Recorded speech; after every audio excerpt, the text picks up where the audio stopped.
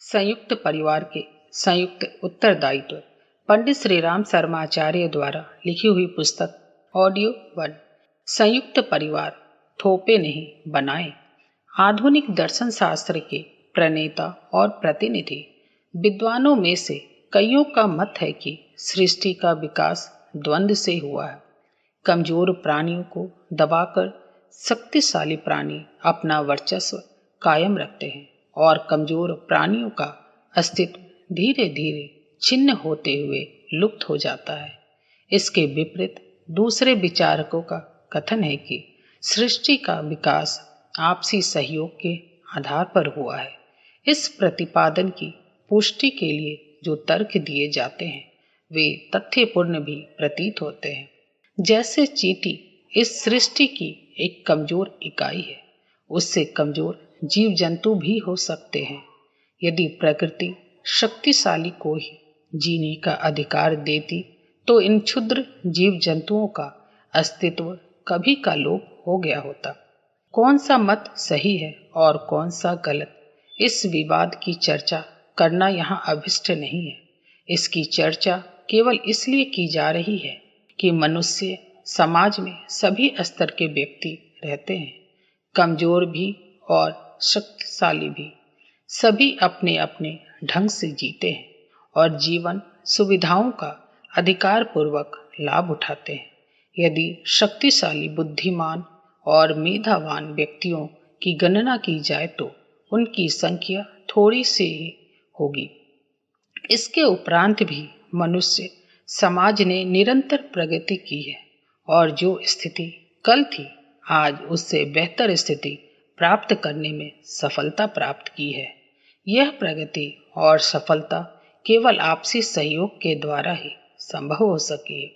सभ्यता के आरंभ में जब तक मनुष्यों ने एक दूसरे से सहयोग करना नहीं सीखा था, तब तक हम आदिम युग में ही जीते रहे। परंतु जैसे जैसे एक दूसरे का सहयोग लेना आरंभ हुआ, सभ्यता की विकास यात्रा भी आरंभ हुई है।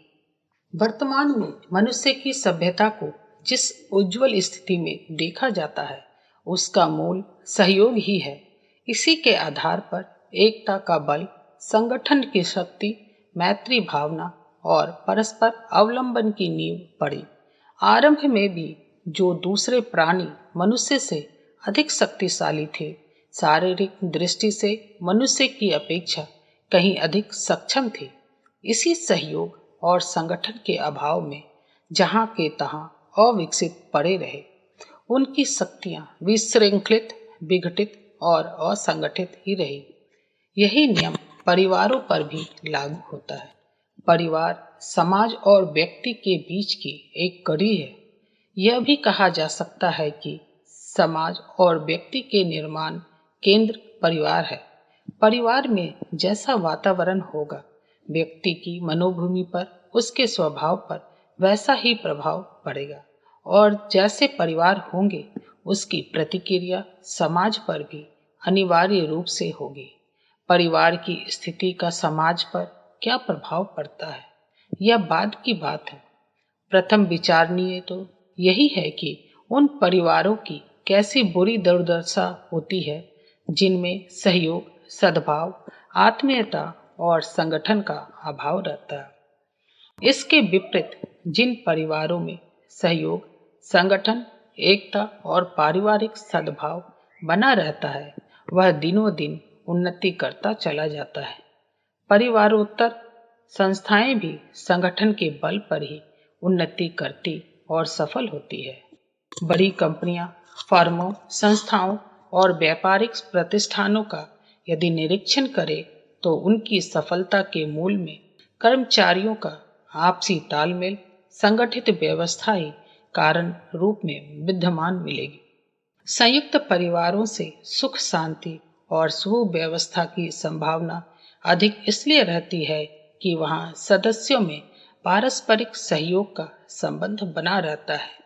परिवार की जिम्मेदारी को सभी सदस्य थोड़ा थोड़ा करके निभाते चलते हैं और किसी पर असहाय भार नहीं आ पड़ता।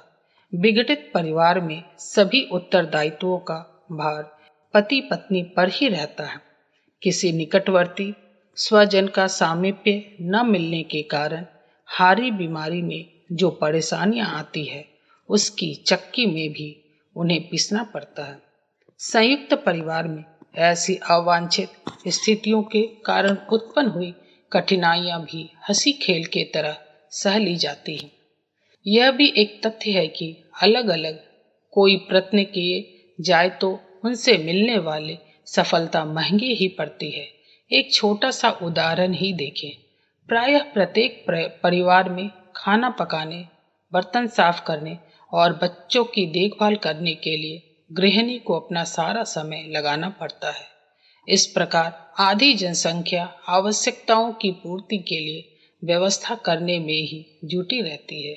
लेकिन रूस, चीन और अन्य साम्यवादी देशों में सामूहिक व्यवस्था के जो प्रयोग किए गए हैं, उनसे एक बड़ी जनशक्ति का समय और श्रम नष्ट होने से बचाया जा सकता है।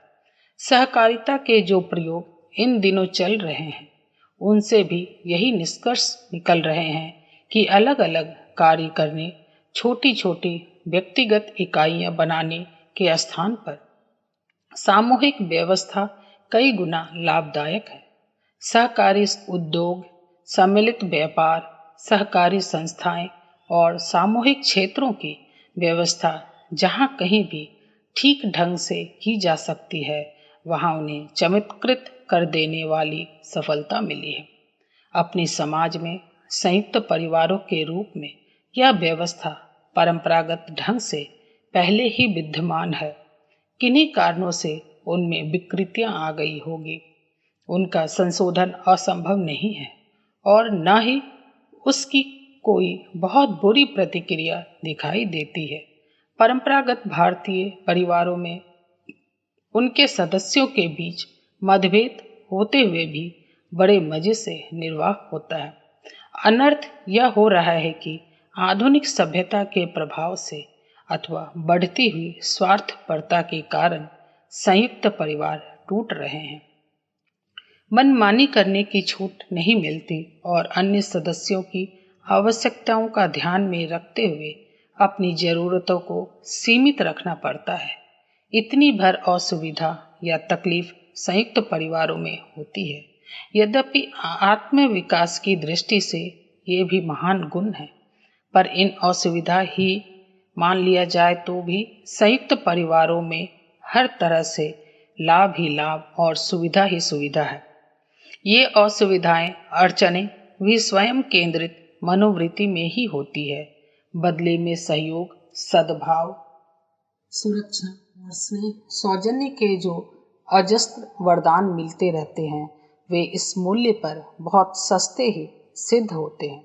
उदाहरण के लिए सबके साथ रहने की उल्लासपूर्ण परिस्थितियों को ही ले। मनुष्य का स्वभाव है कि एकांत में रहना उसे पसंद नहीं आता। अन्य व्यक्तियों के बीच रहने पर उससे उल्लास की अनुभूति होती है और उसकी चिंताएं, मानसिक व्यथाएं कम होने लगती है। अनचाहे और अनचिन्हे लोगों के बीच पहुंचकर भी अपनी चिंताएं कम होने लगती है। फिर संयुक्त परिवारों में तो सब अपने ही आत्मीय, स्वजन और स्नेह लुटाने वाले घनिष्ठ परिजन रहते हैं। उनके सानिध्य में तबीयत लगी रहती है, चित्त प्रफुल्लित रहता है। बच्चों की मीठी तुतलाहट भरी बातें, उनसे मिलने वाली श्रद्धा और सम्मान, माँ का सुखद वात्सल्य, भाई बहन का सौहार्द, पत्नी का प्रेम, सबका सहयोग, कष्ट के समय उपलब्ध शुश्रूषा जैसे विविध रुचिकर भावों को सजा सजाया थाल सामने रहता है, जिसका आस्वादन करते हुए हर घड़ी आनंद और उल्लास की रस सिक्ति मन स्थिति बनी रहती है। पत्नी के उकसाने पर ही अथवा अपना कोई पूर्वाग्रह किसी भी कारण से जो युवक दंपति परिवार के साथ संबंध विच्छेद कर लेते हैं, उन्हें इस रसास्वादन से वंचित ही रह जाना पड़ता है। इन सुखद परिणामों के अतिरिक्त आपत्ति से सुरक्षा की गारंटी भी एक ऐसी उपलब्धि है जिसे किसी भी मूल्य पर प्राप्त नहीं किया जा सकता। सम्मिलित परिवार में उसके सदस्यों को आपत्ति से सुरक्षा की गारंटी सहज ही मिली रहती है। कभी कोई सदस्य बीमार पड़ जाता है तो इससे अधिक व्यक्ति सेवा शुश्रूषा के लिए प्रस्तुत रहते हैं और रुग्ण व्यक्ति को हाथों में लेते हैं। वृद्धावस्था आराम से कट जाने का संतोष रहता है। अपाहिज या अशक्त हो जाने पर भी इस आश्रय का विश्वास रहता है। मृत्यु हो जाने पर स्त्री बच्चों का पालन पोषण हो जाने की निश्चिंतता रहती है। पश्चिमी देशों में और अपने यहाँ भी जहाँ पृथक परिवार है, विधवा स्त्रियों का जीवन बड़ा कष्टकर रहता है। उन्हें स्वयं घर के बाहर भटकते रहना पड़ता है अथवा दूसरों का मोहताज बनना पड़ता है, जबकि संयुक्त परिवारों में उनके निर्वाह की समुचित व्यवस्था के आधार उपलब्ध रहते हैं। इसका अर्थ यह नहीं कि संयुक्त परिवार सब तरह से आदर्श है अथवा जहाँ भी संयुक्त परिवार है वहाँ सुनिश्चित रूप से सुख शांति विद्यमान है। यह एक सुनिश्चित सत्य है कि व्यवस्था कोई भी क्यों न हो, जब तक पूर्णतः निर्दोष और सुलझी हुई नहीं होगी उसके सत्य परिणाम प्राप्त नहीं किए जा सकते। संयुक्त परिवारों के साथ भी यही बात लागू होती है। उस परंपरा का निर्वाह करते हुए भी उसके व्यवहारिक पहलू को भी उपेक्षित ही किया जाता रहा तो अनेकानेक विकृतियां स्वाभाविक ही उत्पन्न होगी और उसके घटक सदस्य विघटन की बात सोचने लगेंगे। संयुक्त परिवार एक ऐसी व्यवस्था है जिसमें लौकिक लाभों के साथ साथ आत्मिक हित भी साधते चलते हैं। इस व्यवस्था से होने वाले बहुपक्षीय स्थूल लाभों के अतिरिक्त यह भी आवश्यक है कि उसके सदस्य अपने ही स्वार्थ को पूरा करते रहने की बात न सोचते रहे, वरन उसके मूलभूत आदर्शों का भी निर्वाह करे।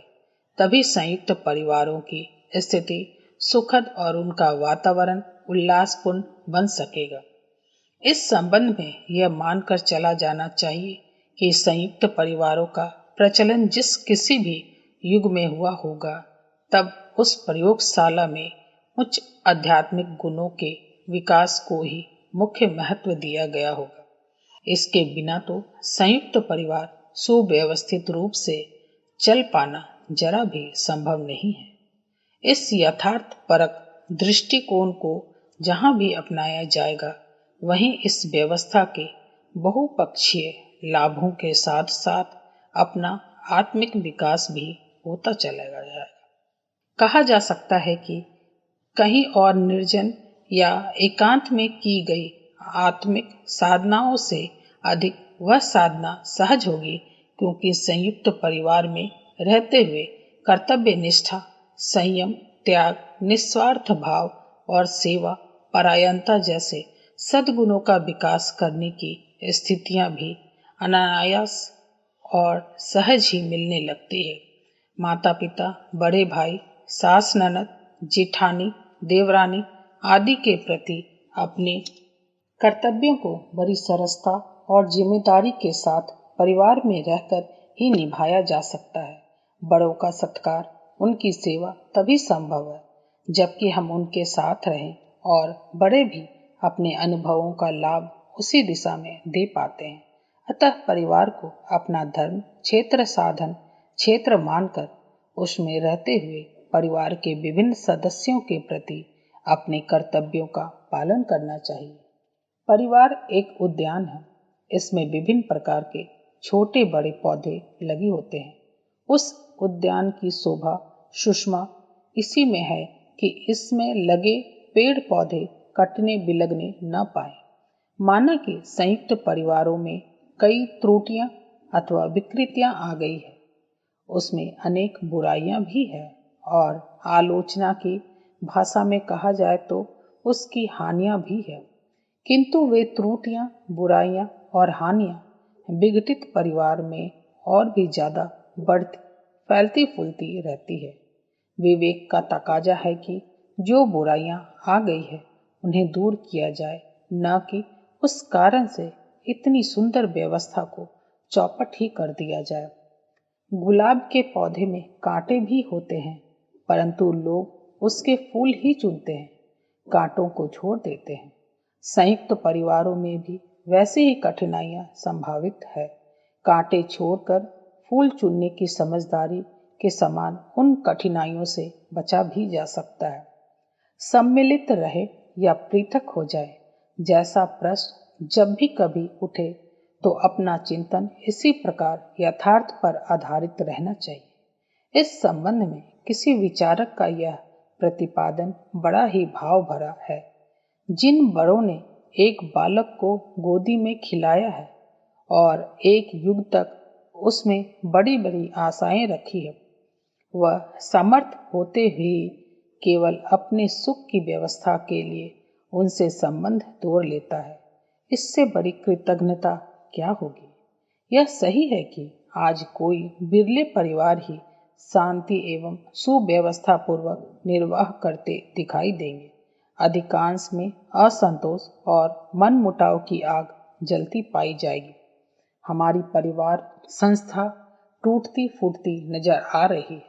इस पर गंभीरता पूर्वक विचार करना होगा। इसका प्रमुख कारण है विभिन्न रूपों में परिवार की टूटती हुई मर्यादाएं, परिवार को संभालने वाले का गलत दृष्टिकोण, परिवार के अन्य सदस्यों द्वारा अपने कर्तव्यों में अनिष्ठा, फलस्वरूप परिवार की शांति समाप्त हो चुकी है। कलह का साम्राज्य स्थापित हो चुका है। जब शांति ही नहीं तो सुख कैसे। मनुष्य अपने आप में इतना अधिक भ्रष्ट, इतना स्वार्थी, इतना दुष्ट हो गया है जो अपनी आत्मा की हत्या स्वयं कर रहा है। वास्तव में स्वर्ग और नरक कोई भिन्न सत्ता नहीं, यह तो आत्मा के विस्तार और हत्या की बात है। ऐसी रामायण की चर्चा है कि एक बार उसके संबंध में जब अयोध्या से राजा जनक जी की दूत विशेष समाचार लेकर मिथिला लौटे तो मिथिला वासियों ने बड़ी ही व्यग्रता से पूछा, कहो अयोध्या वासियों का क्या हाल है? वहां के परिवारों में तुमने क्या विशेषता पाई? दूत ने कहा, वहां के परिवारों की सबसे बड़ी विशेषता यह है कि घर घर में स्वर्ग है।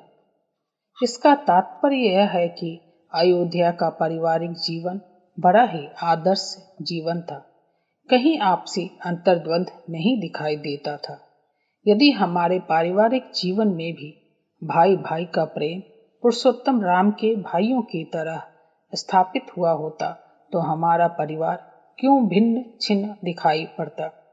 बड़े भाई का त्याग छोटों के लिए किस तरह का हो। राज्य संचालन एवं सुख भोग की कामना को जिसने छोटे भाई के लिए ठुकरा दिया, भरत को जिसने माता की आज्ञा का बोध कराया, भरत जिसे बड़े भाई द्वारा राज्य संचालन का सहर्ष अधिकार दिया गया, उसने भी अधिकारी होते सुख भोग को अपनी मुट्ठी में कसकर रख लिया। वस्तुतः उस रामायण काल में गृहस्थ जीवन में इतना अधिक मर्यादा का पालन किया गया कि इससे राष्ट्रीय जीवन की सांस्कृतिक धरोहर कहा जाए तो कोई अत्युक्ति नहीं। इतना ही नहीं, हमारे पारिवारिक जीवन में स्वर्गीय सुखों का अवतरण किस प्रकार हो सकता है, इसका ठोस आधार भी